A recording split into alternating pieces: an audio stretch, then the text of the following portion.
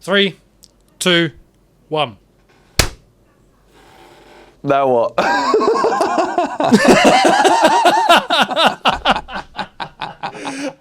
We said before that you got to start, so now we have to just stick with it, right? Introduce Shootout to the masses, mate. Fire. Mate, all right. Hello, everyone. Welcome to the first video on this brand new football channel, Shootout. From myself, aka Eunice Talks Football. You can just call me Eunice on here. And Mr. GBFC himself, George. We bring to you the Shootout. Hope you are going to enjoy all the sorts of football content that is coming upon here during this new season. And we're very much looking forward to this, aren't we, George? Yes, guys, we are looking forward. It's such a weird one, like the first video on a brand new channel. Like, who does the intro? It's mental. Do we call each other Eunice Talks Football and GBFC, or is it just George and Eunice? I think it's George and Eunice. I'm buzzing for this. I watch a lot of football, right? And on GBFC, if I talk about Arsenal for 3 minutes, everyone's mad at me. So Shootout is the place. I've had that as well. Bro, isn't it just like, why are you talking about them? I'm like, because it's football, all right? We're playing in the same league against these guys. Like, it's interesting. I just love football. So that's what Shootout is. It's my place to come and talk about everything with Eunice, and his place to come and talk about everything with me. It's a partnership. You could call it a relationship of sorts in a footballing, YouTubing sense. And if you're not yet subscribed, then I don't know what we had to say to get you to hit the button already, but we're here. The channel is live. Eunice, what are we going to talk about today, and what can people expect from us on Shootout moving forward? Yeah, no, bro, I'm the same. I've had the exact same reception, and I've had to plough through it. Sometimes I hear people going, "No, Eunice, we just want to hear Chelsea," and I'm like, "No, it's Eunice Talks Football." But that was part of the whole concept and idea of birthing Shootout, because now on here we can talk about all things football, including what we're going to be starting off on this video today is the Premier League and the roundup of the entire weekend's fixtures that ended last night. So we're going to go through all of that. During the season, you're going to find us talk about European competition, so the Champions League, even the Europa League. If something crazy happens in the Conference League, we'll even talk about it. But on top of that as well, internationals, whatever happens in the football calendar during the season, La Liga, crazy things happening elsewhere, it's going to be mentioned here. So that is what to expect. And in today's video, we are kicking off with the roundup of match day 1 of the Premier League that ended yesterday. Yes, we are. And we've got to start with Erling Haaland, haven't we? Like, if only this guy could just stop scoring goals, then maybe the rest of us have a chance. It's true, but do you know what? And this is actually going to sound a bit crazy, because Erling Haaland went on a madness last season, right? But that first game against Burnley, I almost don't want to count because they didn't really provide any test. And even for Haaland, he got fed everything on a plate. Now, he finishes them, but he got fed everything on a plate, and he was expected to put it in the net, and he did. So fair play to him for that. But it was a standard Erling Haaland performance, I guess, wasn't it? Yeah, I mean, he didn't score 3. He scored 2. City scored 3. It's like, it's just business as usual for Pep Guardiola. But now they've got no De Bruyne.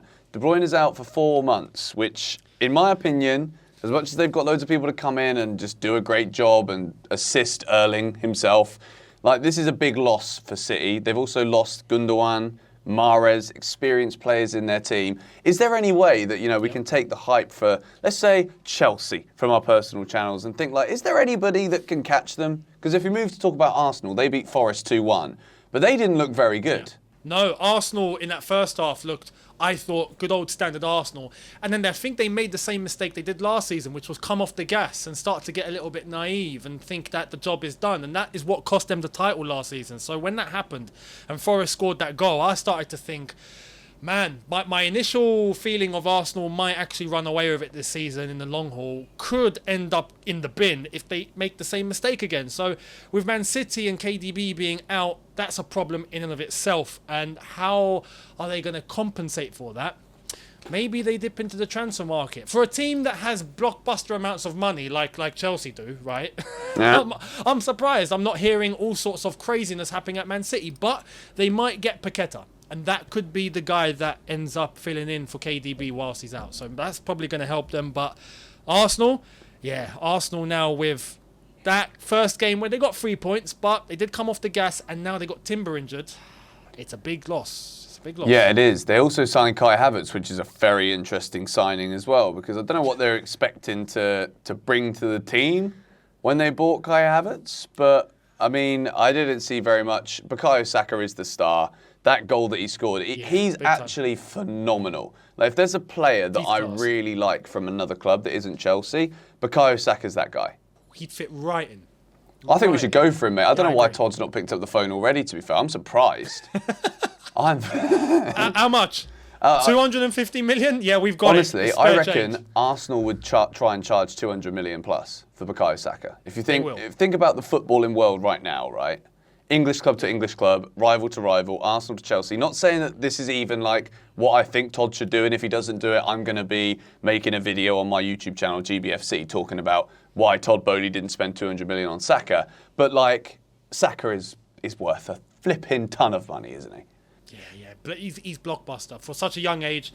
And I think the maturity he's developed in that time, whilst he's still young, both in terms of his mental capacity and what he's doing on the pitch, I think is phenomenal. So, Saka, 200 million is actually a correct price. I mean, it's not a correct price in context of things that no one should be worth that, but for the market that we're seeing at the moment, absolutely. And what about Odsonne Edouard for Crystal Palace?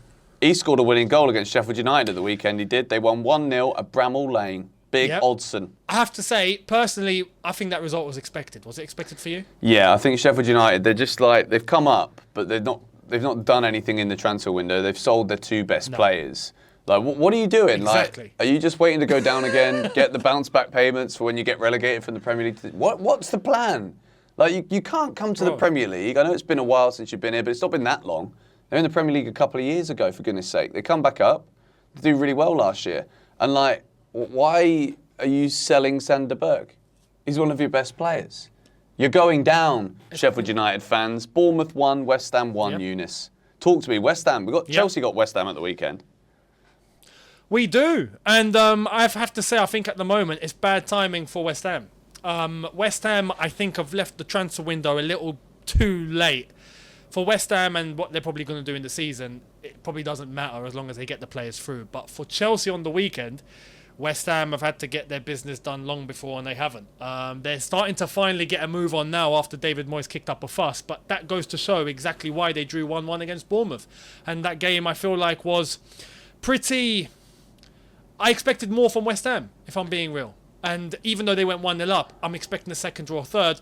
Then Bournemouth in the last 10 minutes get the equaliser, and it's his curtains. So, yeah, West Ham going to get their players through, but maybe not just yet. Yeah, I think if you lose your two best players in one window and then you buy players like Scott McTominay and Harry Maguire to kind of bolster the squad a little bit, you lose Paquetá and you lose Rice. I don't really think you can expect Maguire's to build. Called off. Is it off? Maguire's not going there anymore. As of today, Maguire is now off. Where's he off to? I'm not surprised. Well, he's staying at United the way it's looking, but... You might as well go flipping work in Tesco's then. Brighton 4, Luton 1 is the next game. Brighton.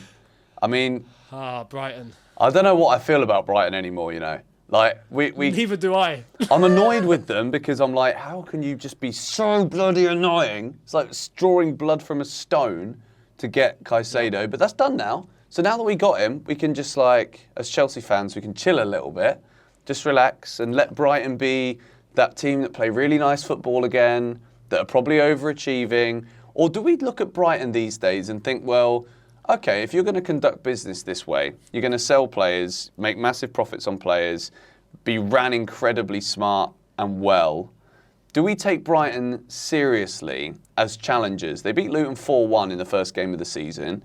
There was a lot of chances actually in that game. It could have been a ridiculous scoreline. Luton had some great chances as well.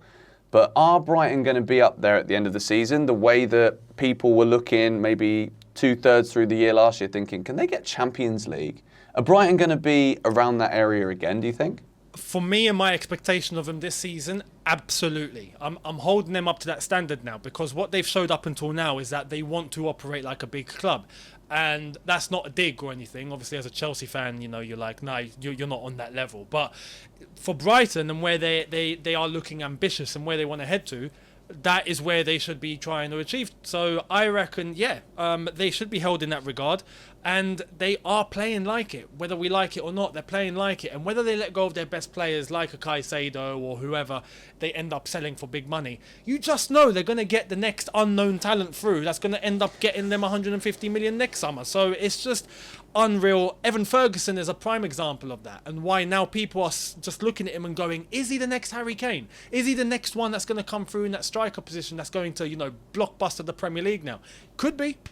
But they've just swiped Luton aside, and again, no surprise. I don't think Luton, with all due respect, I'm very happy they're here, but I think they're probably going to go back down. But you never know. That's my prediction. Yeah, I agree. And Everton against Fulham. Fulham win 1-0, score a late goal. Everton look a bit toothless. Is it finally the year that Everton go down? You can't keep flirting with relegation the way that they have. They got Sean Dyche in last year, they escaped. Yeah. They had Lampard the year before, they escaped. But, it's just looking dismal. You build this beautiful new stadium, and it does look quite nice, to be fair. It looks like a very big Morrison's. They could probably sell a lot of different products. But, the product on the pitch is, to me, after watching that against Fulham on Saturday, I think, well, if you do go down, it's because you're not going to be able to score any goals. You've spent such poor money over the years, and there's just not enough quality in that Everton squad. And I think it's Onana might also be leaving as well. That's the thing. And are they going to try and get anyone in to compensate for that? Everton, I look at and I think realistically they shouldn't go down with a manager like Sean Dyche. I do feel like they'll generate enough games in the season to get the points that are required just to survive again. But that's not where Everton should be. That's not where they should be operating. And the fact that they lost 1-0, realistically I think could have been more. But they did only manage to keep it to 1-0. And that might be an indicator into games where they might get draws or even wins where they probably won't deserve it, but they end up getting the result. That's what I look at Sean Dyche and think is going to happen. So I reckon Everton are that team that, yes, they might go down. They might finish 17th again. They'll probably be in and around that margin. But against Fulham are a team that I look at and see they are developing, slowly but surely. There was the whole Marco Silva thing and whether he was going to go to Saudi. He decided to stay. Now, are Fulham going to stay loyal to him for making that decision? They better. As far as I'm concerned, they better. Because he turned down a massive bag to be able to stay at Fulham. And there's a good thing happening at Fulham at the moment. So I'm expecting them to start making even more levels up. But let's see. They got the win and it's a deserved one. Yep, Newcastle 5, Villa 1. If ever there was a result this weekend that I did not expect, not because I don't think Newcastle are very good, but because I thought Villa would be better. But it wasn't, in my opinion, about Villa being bad. Newcastle were bloody up for it, and Sandro Tonali could end up being one of the signings of the summer. That kid can play.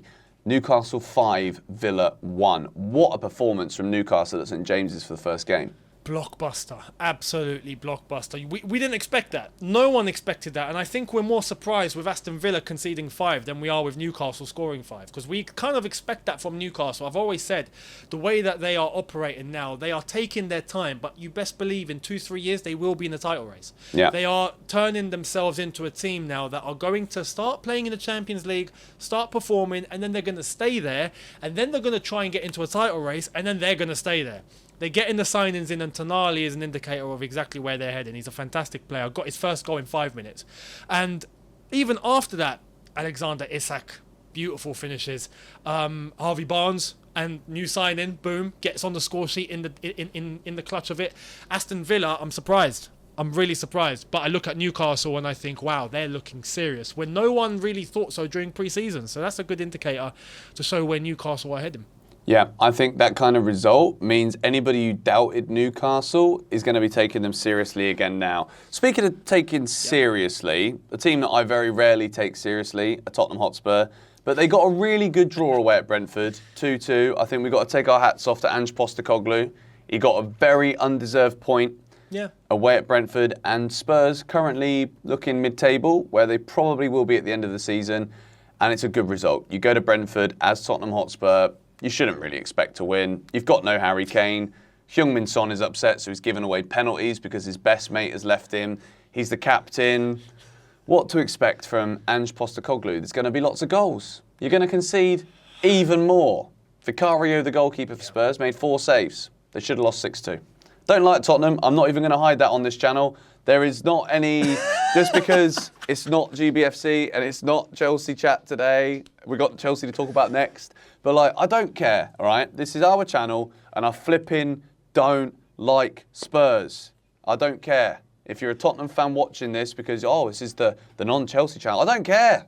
All right? I don't like you. I'm not going to act. I'm not going to pretend. I don't like them. Like, you know what?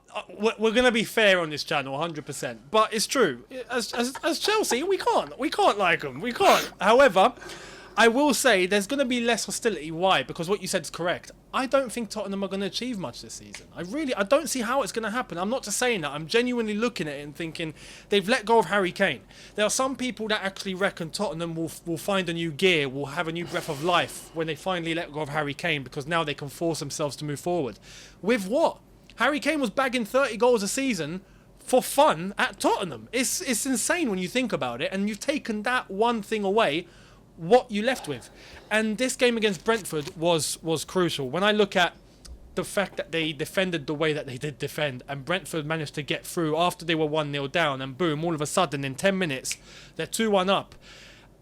Yes, a mistake from Son, but it goes to show at the back they still haven't resolved the one problem they've had to resolve, which is a poor defence. And up until they do actually get that done and dusted, I mean, even Van der Ven, for example, looked a bit all over the place. So Ange Postecoglou, I think in time will get them playing really good looking football, without a doubt. But that's not going to win you games. That's not going to get, I was going to say titles and trophies, but that's long beyond Tottenham at the moment. So it's just, that's the reality of the situation. Tottenham will look good, but I don't think they're going to do much this season. That's just the reality. No, I agree. If we're going to talk in shootout terms for the match of the day running order or something, unless they're involved in like a 12-goal thriller, which they might actually be from watching them play at the weekend. Like, it's up and down, sometimes really scintillating on the attack, but Tottenham can be towards the end of the pecking order of importance. Chelsea-Liverpool was the Super Sunday 4 p.m. kickoff, and it was, in my opinion, a super Sunday game of football. It was proper Premier League. You've got a brand new manager against Jurgen Klopp. You've got Jurgen Klopp scoring a goal, Liverpool going ahead. People are looking at it thinking, what do Chelsea do now? And my word, did we turn things around. Ben Chilwell nearly makes it 2-1 with a goal that is a fraction, a whisker offside. This game told me that there are two teams there that if Liverpool can get a defensive midfielder, there are two teams that can disrupt the apple cart this season from last season. Chelsea and Liverpool can both be in a title race. Now, I think Chelsea are certainly more equipped to do so, but you can't write off that Liverpool attack. Although, I don't know if you've seen this, Eunice, but as we're recording this video, Liverpool have a bigger problem than the fact that they didn't sign Moises Caicedo, because Mo Salah is potentially open to a move to Saudi Arabia. He has enabled conversations to occur with his representatives in Saudi Arabia. This week could be about to get significantly worse for Liverpool Football Club. You're now potentially going to lose your best player. Oh my goodness, if that were to actually go down. And yeah, I've just seen, that's actually quite incredible. If Mo Salah, I mean, the way he came off the pitch in that game against Chelsea spoke volumes. And I kind of understand where he's coming from, because he was such a threat on that right-hand side that he got taken off. And even when I was watching, I'm thinking, right, Chelsea can have license to actually move a little bit more forward now into a back four if we really wanted to, rather than playing the 3-5-2, which we were kind of shifting in between. And yeah, with Liverpool taking Salah off, his reaction said it all. If that's a catalyst for why he's now feeling like he wants to entertain talks, then let it be. But you're right, with Liverpool, if they just get a DM, which they could have got, but Chelsea nicked both, if they actually get an actual DM and they tighten up that defence, then they've got the full package. With Chelsea right now, I agree, they're fully more equipped than Liverpool now in terms of the signings that have come in. But you're right, these are two teams that have the potential to disrupt the playing order and disrupt the two teams that people are looking at to win the title, which is Arsenal and City. So it's a game that was a great starter for both, a good indicator. And you know what? It didn't feel like a mid-off like it did last season and the season before. It finally felt like a top 4 game between Chelsea and Liverpool, albeit the result was the same. Another bloody draw. Yeah, 7th draw between the two teams in a row, but after the back of 4 0-0s in 90 minutes, I will take a 1-1 with end-to-end action. Man United 1, Wolves 0 is the final game. It was Monday night. Manchester United win the match. Onana somehow keeps a clean sheet in his first Premier League game as United goalkeeper. The game was beyond, in my opinion, overshadowed by a disastrous decision to not award Wolves a penalty towards the end of the match, where Onana's basically decided that he wants to invite Logan Paul to his house for a little scrap in the garden. How on earth has this not been given as a penalty? And I'll give you my. It's a bit of a conspiracy theory, all right? But this could be a series on the channel. I think me and you, conspiracy theories. We've got time.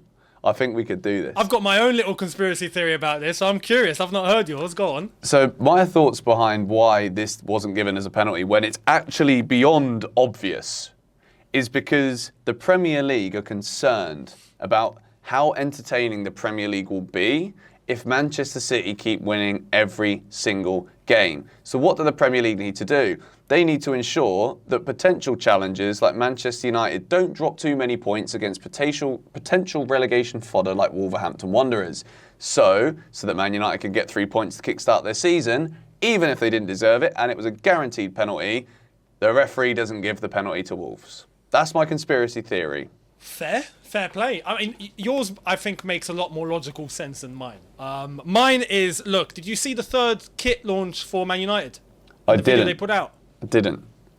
Well, they basically sold their souls to the devil. So in that case, the Premier League and the referees are probably all looking and going, all right, we're going to do everything we can for Manchester United.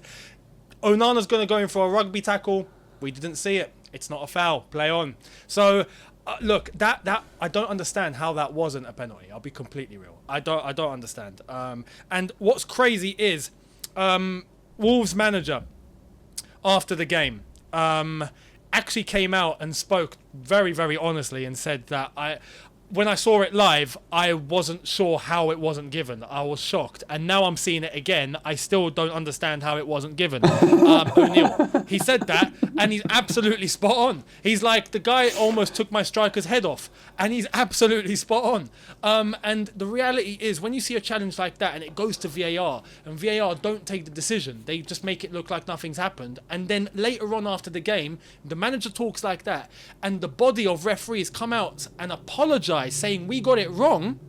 That's just salt in the wound. Everyone could see that it was a penalty. So how in the blue hell is the referee, VAR, everyone at the time thinking, no, it's not a pen? And then 10 minutes later after the game, oh, sorry, we got it wrong. Yeah. You done it on purpose. As far as I'm concerned, that's intentional. I don't understand. I do agree. I think there's elements of both there that could be absolutely... No, I'm going to say a word that doesn't exist. I'm going to cut back. No, it's a conspiracy. But it could work. I was going to say conspirised, but that's just not a flipping word. Inventing words. It's just not a word. But that's all the Premier League games that we had at the weekend here. And I don't know about you lot, but I've had a lovely time on ShootOut today. And I'm actually subscribed already. I think I was the 3rd person or the 2nd person to subscribe after Eunice was. So if you're not yet subscribed, then I don't know. Maybe we're doing something wrong. Maybe there's something you want to see. Let us know in the comments below. That's all I've got to say. Eunice, do you have anything to add to the first video in the history of ShootOut? There we are, Matt. It's historic. It's the beginning of a brand new journey. You're going to hear all things football from the both of us from today onwards. So get ready for what's coming because you're going to enjoy it. But on top of that, I'm very much looking forward to seeing how it's all going to pan out. This video is quite raw. It's how you start a new channel. Do not worry. The levels are going to hit levels that you are not expecting. So make sure to be here. Hit that subscribe button and check out the links in the description as well. We've got a Twitter page set up. So make sure you're following us on Twitter and our own individual channels that you'll find in the description too if you're somehow not subbed over there anyway. So there we are. Thank you for watching, and can't wait to see how this is all going to pan out. Bring on the rest of ShootOut. I'm very happy. Up the Chelsea.